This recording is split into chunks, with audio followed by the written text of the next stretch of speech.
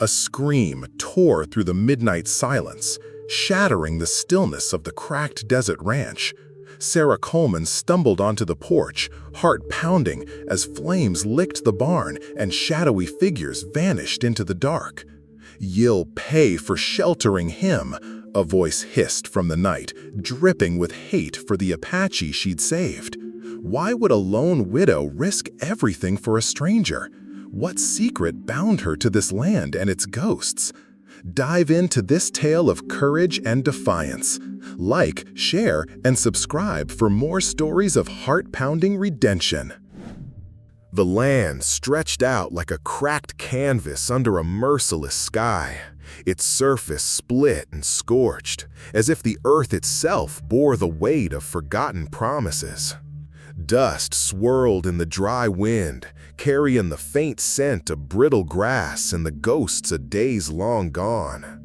Sarah Coleman, 32, stood on the warped porch of a ranch, a mile outside the small town of Dust Creek, her calloused hands gripping a hammer as she wrestled with a splintered fence post. The sun beat down, relentless, drawing beads of sweat that stung her eyes.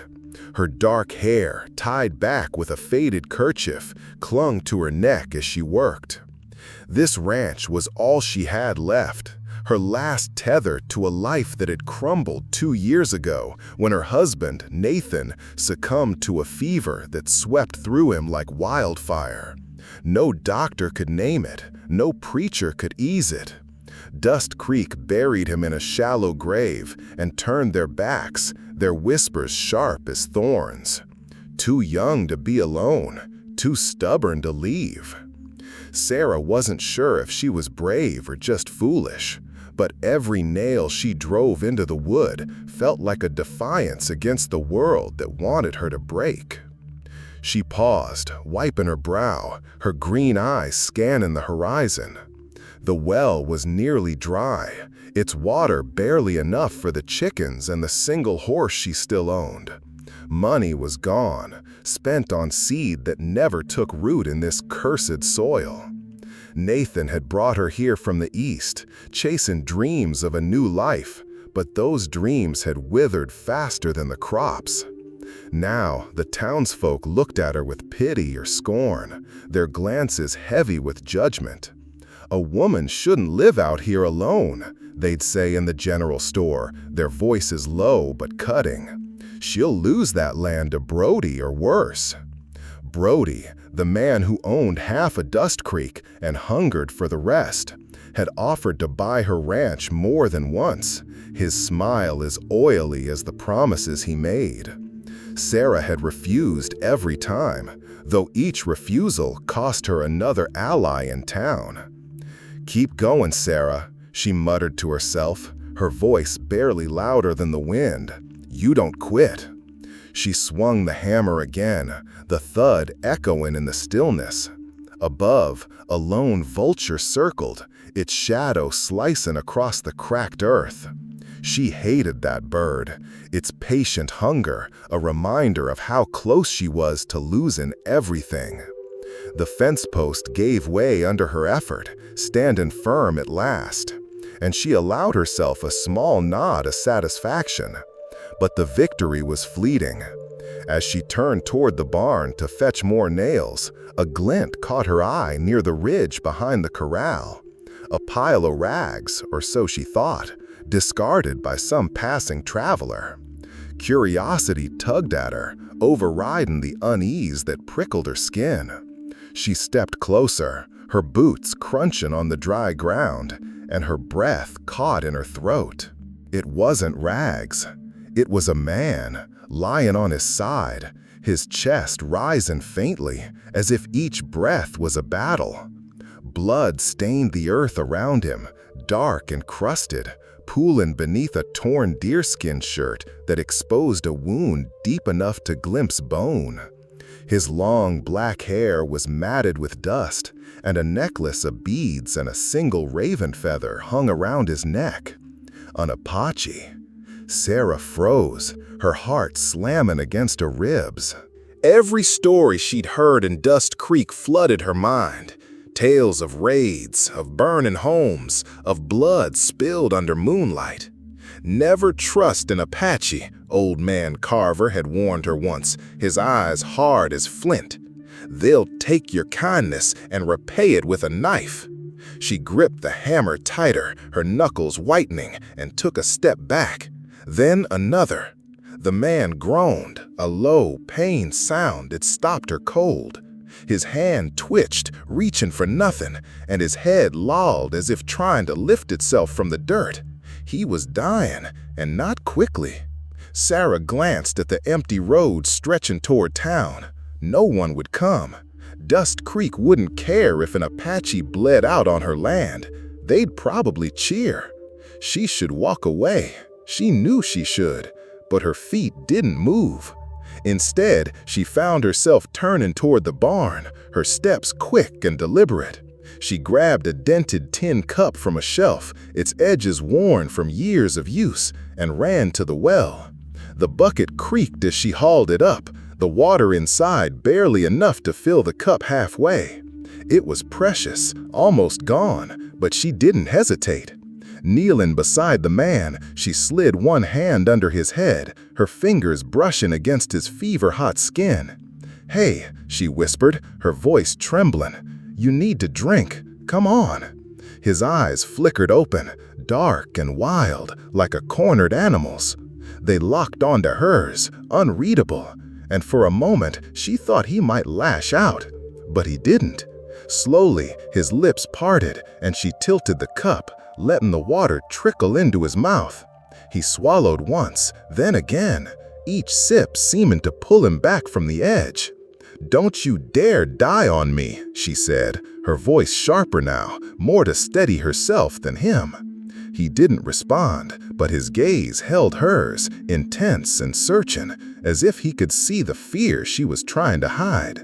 She set the cup down, her hands shaken, and stood, dusting off her skirt. "You shouldn't be here," she added, softer this time. "This place is cursed enough without you." He exhaled, a faint sound that might have been relief, and closed his eyes. Sarah backed away, her heart still racing, and headed toward the house. She didn't look back, but she could feel his presence behind her, like a shadow she'd invited onto her land. Inside, she bolted the door and sank into a chair, the hammer still clutched in her hand. The weight of what she'd done settled over her like dust.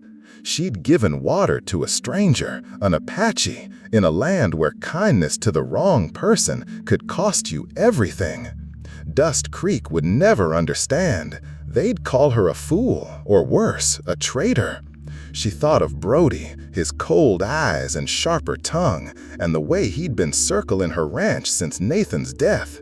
He'd use this against her, she was sure of it. And yet, something about the man's eyes, Kyle, she'd later learn his name, had stirred something in her. Not pity, not fear, but something deeper, something she couldn't name yet. Outside, the wind howled, rattling the shutters. Sarah stood and peered through the window, half expecting to see him gone, or worse, standing there with a knife. But the ridge was empty now, save for the vulture still circling above. She clutched the hammer tighter, her mind racing. What had she done? Had she saved a life, or had she opened the door to something far more dangerous? The answer lay somewhere in the dust, waiting with the dawn. The night was a restless shroud, wrapping the ranch in a silence that felt alive with secrets.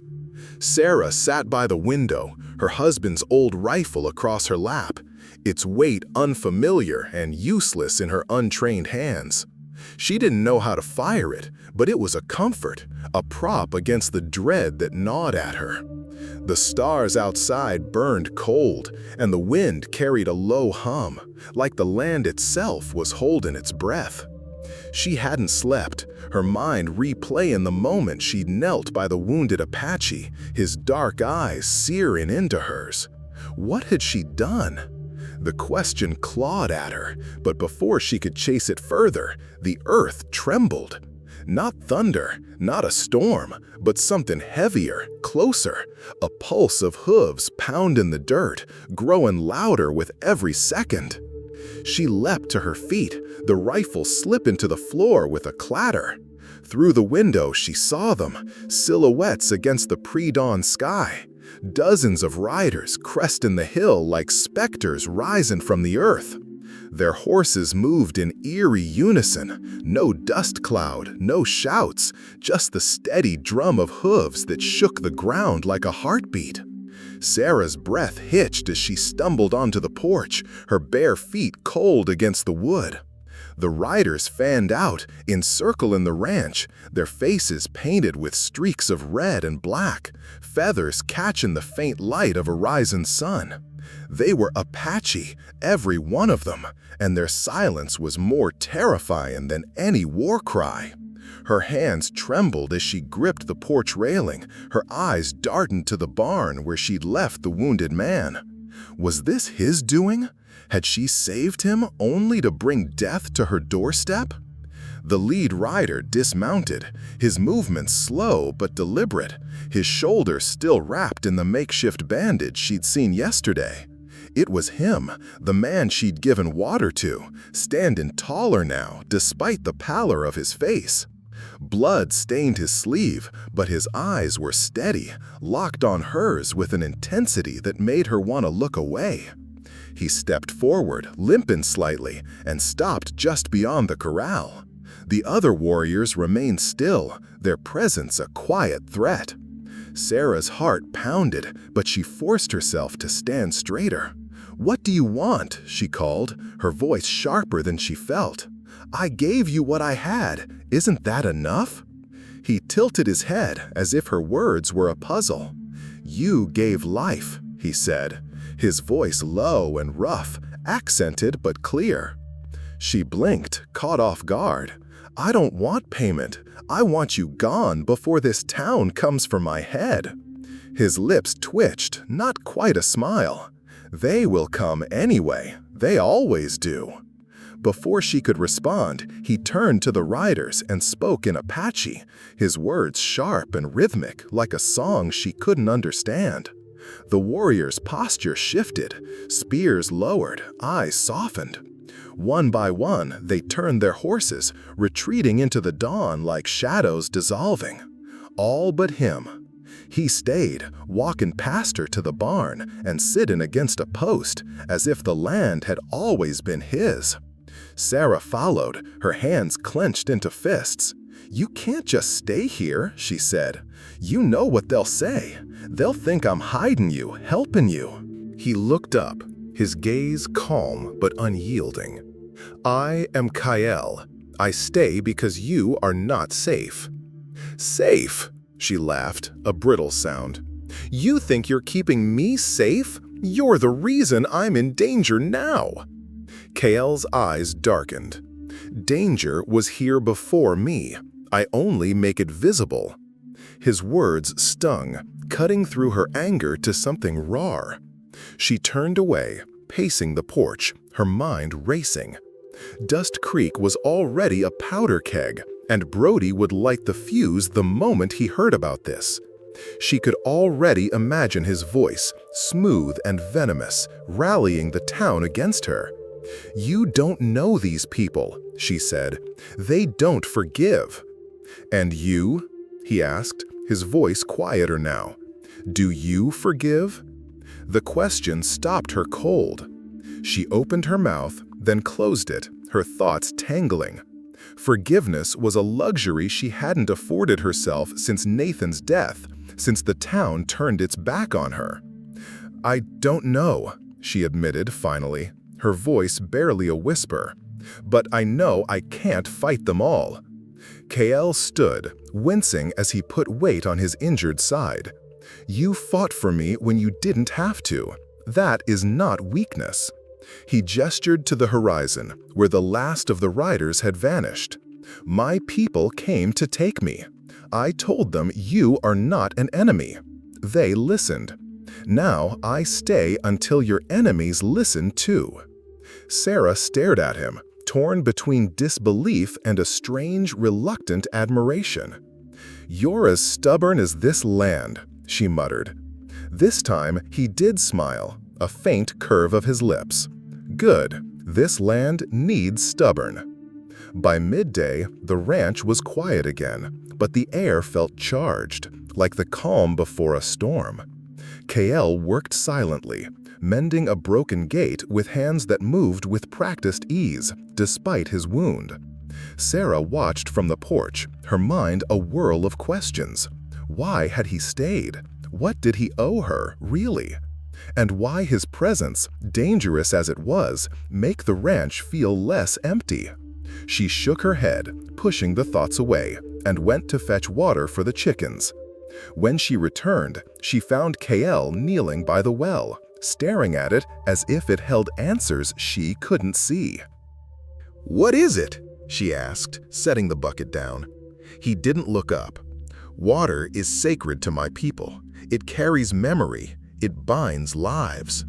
She frowned, unsure what to make of his words. "It's just water.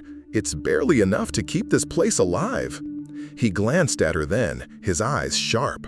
"You gave it when you had none to spare. That is not just water." Before she could respond, a shout broke the silence. A rider approached, dust trailing behind him like a warning. It was Caleb, the sheriff's deputy, his face red with heat and something uglier. He reined in his horse just short of the corral, his eyes narrowing as they landed on Kael. "Sarah Coleman," he called, his voice dripping with disdain. "You've gone and lost your mind, haven't you? Harboring one of them." Sarah stepped forward, her chin lifting. "He's not harming anyone, Caleb, unlike some folks around here." Caleb spat into the dirt. "Brody's heard. The whole town's heard. You think you can keep a savage on your land and not pay for it?" Kael rose, his movement slow but deliberate, and Caleb's hand twitched toward his holster. Sarah stepped between them, her voice steady despite the fear curling in her gut. "Tell Brody to mind his own business. This is my land." "For now," Caleb sneered. "But you're digging your own grave, woman." He turned his horse and rode off, leaving a cloud of dust and a promise of trouble. Sarah turned to Kael, her hands shaking. "This is what I meant. They won't stop." He met her gaze, unflinching. "Then we don't stop either." That night, she lay awake, the rifle beside her bed, the sound of hooves still echoing in her mind. Kael's words lingered too, stirring something she hadn't felt in years. Hope, fragile but stubborn, like a weed pushing through cracked earth. She didn't know if she could trust him, but she knew one thing: the fight was coming, and for the first time, she wasn't facing it alone. The dawn broke over the ranch like a cracked mirror, casting jagged light across the parched earth. Sarah stood on the porch, her hands wrapped around a chipped mug of coffee, its bitterness grounding her against the unease that had settled in her bones. The air was heavy, charged with the weight of what was coming. Kael, the Apache warrior who had refused to leave, worked near the barn, his movements steady as he sharpened a rusty axe with a whetstone. His wound, though still raw, seemed to bother him less, but the bandage was stained with fresh blood. Sarah watched him, her mind a tangle of gratitude and fear. His presence was a shield, but also a beacon, drawing the town's wrath closer with every passing hour. The hoofprints of his people still marked the dirt, a reminder of the fragile truce he'd secured. But Dust Creek wouldn't see it that way. They'd see only betrayal. She set the mug down and walked toward him, her boots kicking up small clouds of dust. "You're bleeding again," she said, nodding at his shoulder. "You need to rest." Kael didn't pause, the stone scraping rhythmically against the blade. "Rest is for the dead. I'm not there yet." She crossed her arms, frustration flaring. "You're no good to anyone if you collapse. Let me look at it." He stopped, his dark eyes meeting hers, sharp and unreadable. "You've done enough. This is my fight now." "Your fight?" She stepped closer, her voice low but fierce. "This is my land, my home. If they come, it's me they'll burn out first."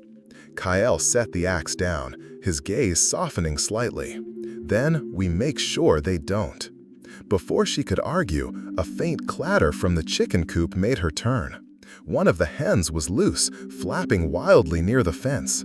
Sarah sighed and started toward it, but Kyle was already moving, his steps silent as he caught the bird with a gentleness that surprised her. He handed it to her, his fingers brushing hers briefly. "Careful," he said. "Even small things fight to live." She tucked the hen under her arm, her lips twitching. "You sound like you've got a story for everything." "Stories keep us alive," he replied, turning back to the axe. "They remind us why we fight." The day passed in an uneasy quiet, the kind that felt like the world was holding its breath. Cale worked without complaint, fixing a sagging barn door and hauling water from the well to fill the trough. Sarah noticed the way he moved, deliberate, never wasteful, like a man who'd learned to survive on less than nothing. She brought him a plate of cornbread at noon, setting it on a crate near the barn. "Eat," she said. "You're not a ghost. You need food." He glanced at the plate, then at her. "You first." She rolled her eyes but took a bite, chewing slowly. "Satisfied?" He nodded, taking a piece and eating in silence. It was a small ritual, one she didn't fully understand, but it felt like trust taking root in the cracked earth between them. That afternoon, trouble came knocking. Not Brody, not yet, but a group of 3 men from town, led by Amos, a wiry rancher with a temper as hot as the sun. They rode up without warning, their horses snorting as they stopped just beyond the fence. Amos dismounted, his boots kicking up dust as he strode toward the porch, a rifle slung across his back.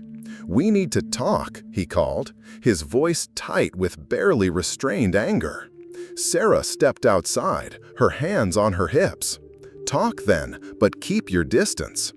Amos spat into the dirt. "You've got a savage living here, woman. You think we're blind? Caleb saw him yesterday, and now the whole town's buzzing." "He's not hurting anyone," she said, her voice steady despite the knot in her stomach. "He's helping me keep this place standing." "Helping?" Amos laughed, a harsh, grating sound. "He's Apache. They don't help, they take. And when they're done, they burn what's left." Cale emerged from the barn, his presence quiet but undeniable. The other 2 men stiffened, their hands hovering near their guns. Sarah raised a hand, signaling Cale to stay back. "He's not your enemy," she said. "If you've got a problem, take it up with me." Amos's eyes narrowed. "Oh, we will. Brody's calling a meeting tonight. Says your land's a danger to us all. You'd better think hard about who you're siding with." "I'm siding with what's right," she snapped. "Something you wouldn't understand." Amos smirked, but there was no humor in it. "You'll see what happens when you choose wrong." He turned, mounting his horse, and the 3 rode off, leaving a threat hanging in the air like smoke. Sarah's hand shook as she turned to Cale. "They're not gonna stop," she said, her voice cracking. "Brody's got them scared, and scared people do stupid things." Cale picked up the axe again, his movements calm but purposeful. "Let them come. I've faced worse than scared men." She studied him, the scars on his hands, the way he carried himself like a man who'd seen too much. "What's worse than this?" she asked quietly. He paused, his eyes distant. "Losing everyone you love and still having to run." The words hit her like a stone, stirring memories of her own losses, Nathan, her dreams, the life she thought she'd build. She wanted to ask more, but the sound of hoofbeats interrupted her.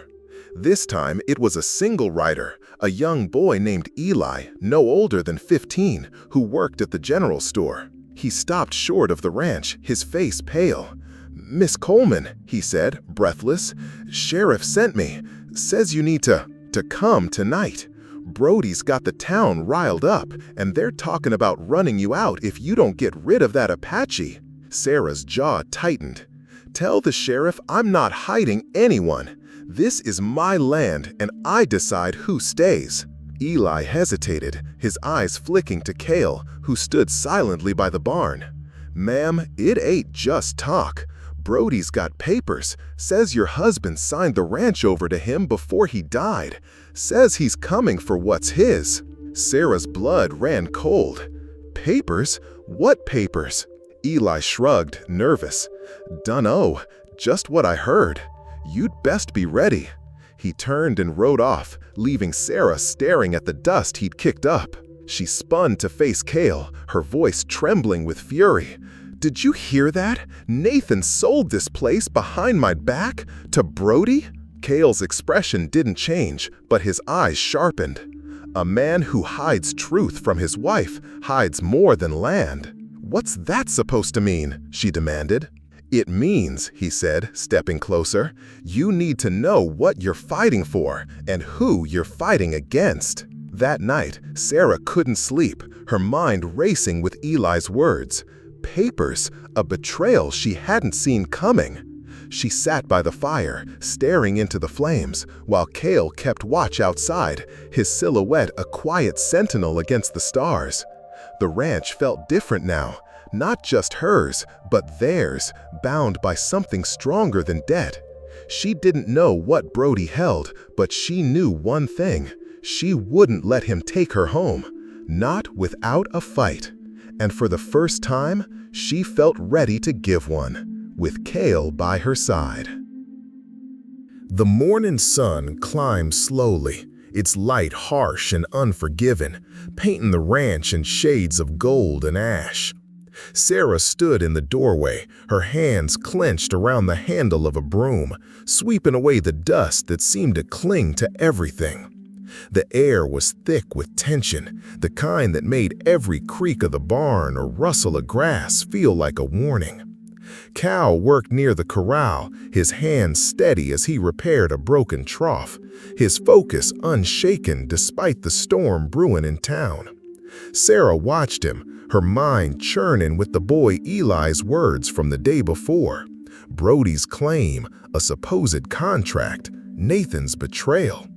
The idea that her husband had planned to sell the ranch without her knowledge burned like a coal in her chest, but it was Brody's name that fueled her anger. He wasn't just a vulture circling her land, he was a man with a grudge, one she hadn't fully understood until now. She set the broom aside and walked toward Cal, her steps purposeful. "We need to talk," she said, her voice low but firm. "About Brody. If he's got papers, he's not coming alone. He'll bring the law, or worse, a mob." Cal didn't look up, his hands still shaping the wood. Men like him don't need papers, they need fear. Sarah's eyes narrowed. "You don't know him. He's got half the town in his pocket. If he says Nathan signed something, they'll believe him." Cal paused, his gaze lifting to meet hers, sharp and steady. "Then we find the truth before he does." "The truth?" She laughed bitterly. "The truth doesn't matter to them. They'll see you, and that's all the excuse they need." He stood, brushing sawdust from his hands. "Let 'em see. I'm not hiding." Before she could respond, a shout cut through the air. Two riders approached, their horses kicking up a cloud of dust that shimmered in the heat. It was Sheriff Maddox and his deputy, Caleb, their faces grim. Sarah's stomach tightened as she stepped forward, Cal a silent shadow at her side. Maddox dismounted, his hat in hand, but his eyes were hard. "We got trouble brewing," he said, glancing at Cal. "Brody's called a meeting at the saloon tonight. Says he's got proof your land belongs to him. Says you're a danger, keeping him here." Sarah's hands balled into fists. "Proof? What proof? My husband's dead, and I never saw any contract." Maddox sighed, rubbing his neck. "He's got a letter signed by Nathan. Says it's binding. Judge Leland's looking at it now." Caleb sneered, his hand resting on his gun. "You're making it worse, woman. Harboring an Apache, you're begging for trouble." Cal stepped forward, his voice low and dangerous. "Trouble finds those who seek it, not her." Caleb's fingers twitched, but Maddox raised a hand. "Enough. I'm not here to start a fight. But you'd best come to town tonight. Clear this up, or it'll get uglier." Sarah's voice was steel. "I'll be there, but I'm not handing over my home because Brody says so." Maddox nodded, his expression weary. "Just be careful. Folks are scared, and scared folks don't think straight."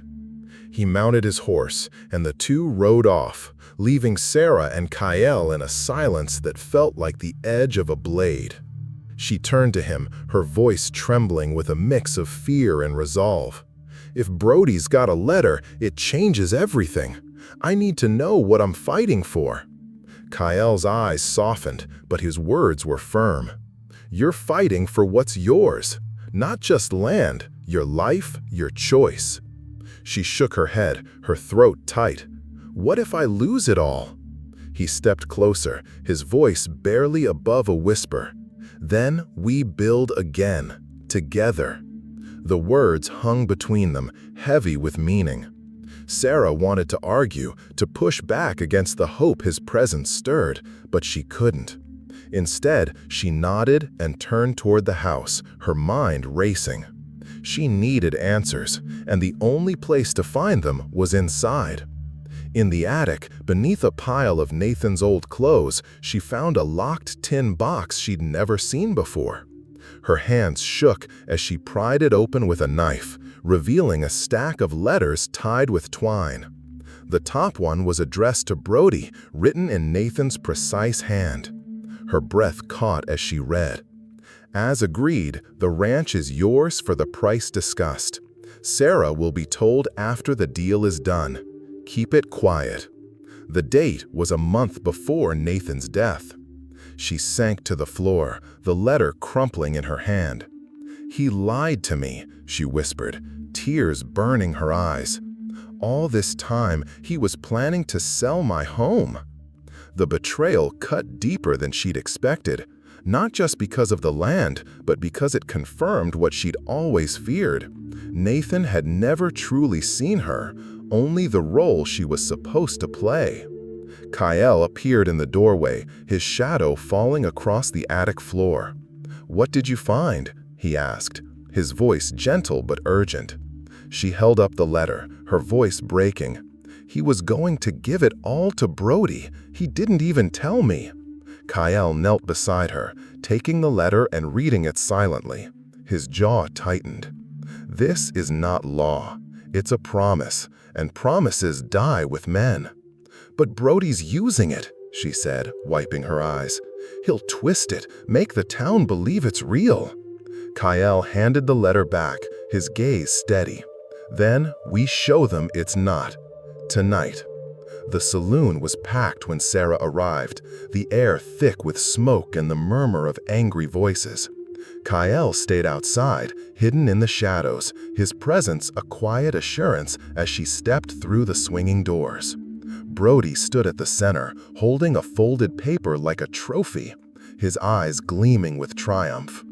"Here's the proof," he declared, waving the letter.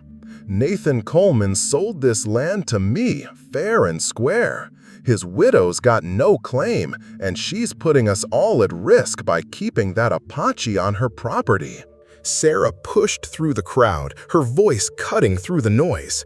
"That's a lie, Brody. Nathan never signed a deed. That letter's nothing but words." The room hushed, all eyes on her.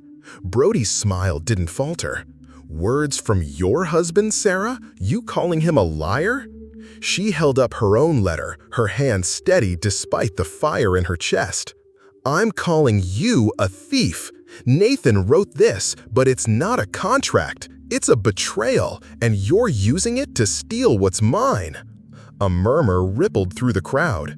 Judge Leland, a wiry man with spectacles perched on his nose, stepped forward, taking both letters. "Let me see those," he said, his voice calm but authoritative. As he read, Brody's face darkened. "She's lying," he spat. "She's in bed with that savage, trying to cheat me out of what's mine." Sarah's voice rose, sharp and clear. "You want to talk about cheating? You've been circling my land since Nathan died, waiting for me to break. You don't get to win by bullying me." Before Brody could respond, a crash echoed from outside. The crowd surged toward the doors, Sarah with them, her heart pounding. In the street, Cale stood surrounded by 3 of Brody's men, their fists raised, one holding a rope. "Get him!" one shouted, lunging. Cale moved like a storm, dodging and striking with precision, sending the man sprawling. Another swung a bottle, but Cale caught his wrist, twisting until the bottle shattered on the ground. The third man hesitated, then ran, his courage failing. Brody pushed through the crowd, his face red with rage. "You see?" he roared. "He's dangerous! He'll kill us all!" Sarah stepped between Cale and the crowd, her voice trembling but resolute. "He's protecting me from you. If you want my land, you'll have to take it over my body." Cale's hand brushed her arm, a silent signal. "Enough blood," he said, his voice low but carrying. "This ends with truth, not fists." Judge Leland raised a hand, silencing the crowd. "I've read the letters. There's no deed, no sale. The ranch belongs to Sarah Coleman. Brody, you've got no claim." Brody's eyes blazed, but the crowd's murmurs turned against him. A woman in the back shouted, "Leave her be!" Others nodded, their fear giving way to doubt. Brody spat into the dirt and stormed off, but Sarah knew it wasn't over. As the crowd dispersed, she turned to Cale, her voice soft. "You didn't have to fight for me." He met her gaze, his eyes fierce but warm. "I didn't. I fought for us." The words settled over her like rain on dry earth, and for the first time, she felt the weight of her loneliness lift, replaced by something stronger, something shared. The night after the confrontation in town hung heavy, the air thick with the scent of dust and lingering tension. Sarah sat on the porch, her hands wrapped around a tin cup, the coffee inside long gone cold. The stars above blinked like cautious eyes, watching the ranch as if they knew more trouble was coming. Cale stood by the fence, his silhouette sharp against the moonlight, sharpening a small knife with a stone. His movements were steady, but Sarah could sense the weight he carried, a readiness for whatever Dust Creek might throw at them next. The judge's ruling had bought her time, but Brody's defeat wasn't the end. It was a spark, and sparks in this dry land meant fire. She set the cup down and walked to him, her boots soft on the earth.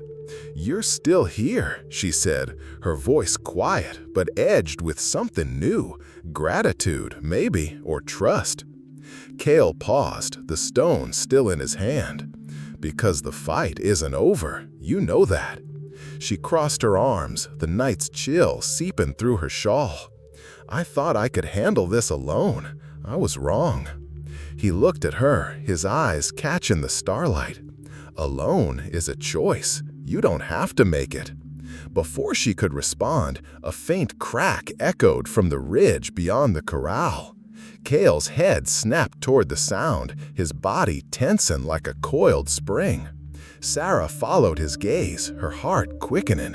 "What was that?" she whispered. "Trouble," he said, slipping the knife into his belt. "Stay here." She grabbed his arm, her fingers firm. "Not a chance. This is my fight, too." He studied her for a moment, then nodded. "Stay close."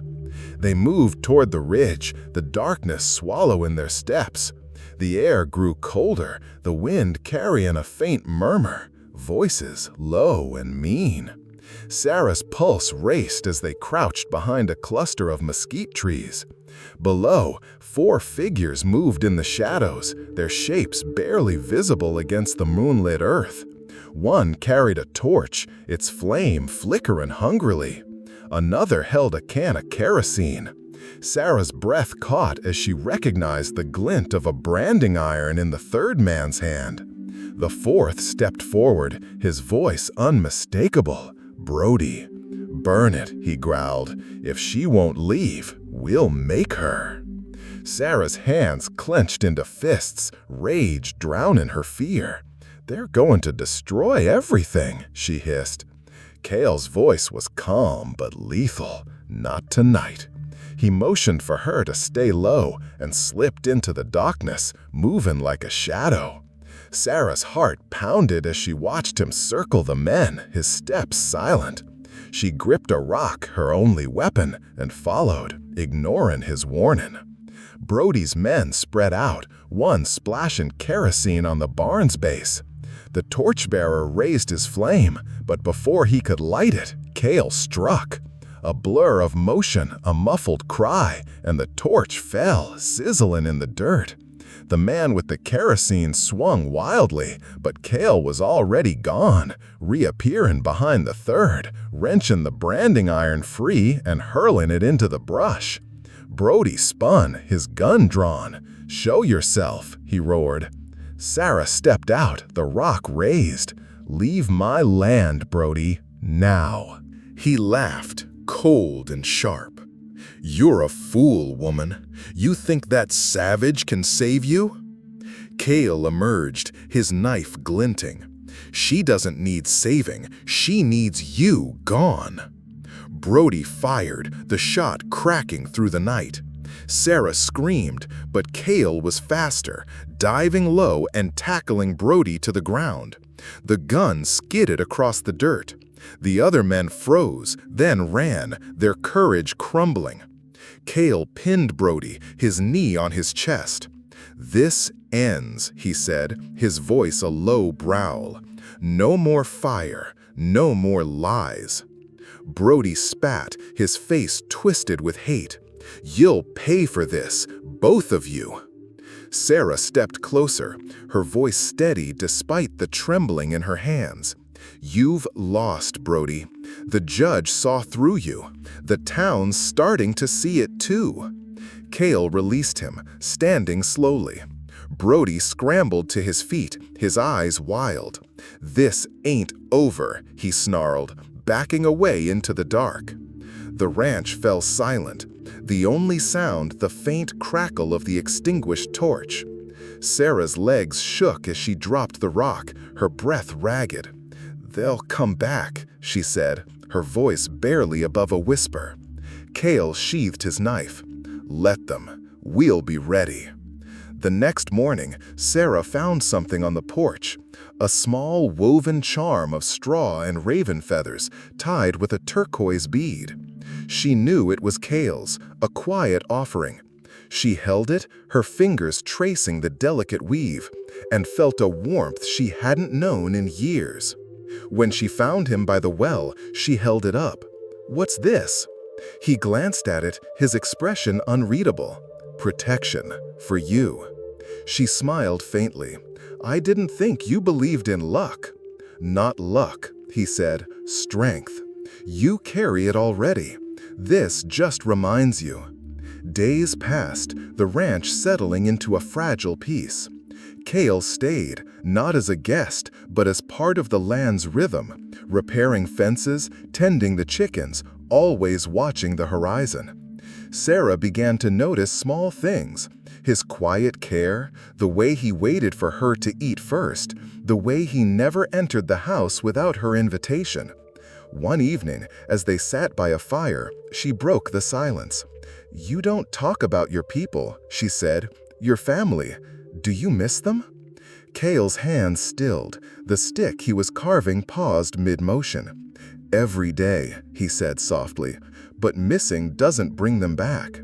She leaned forward, her voice gentle. "What happened to them?" He looked into the flames, his eyes distant. "Soldiers.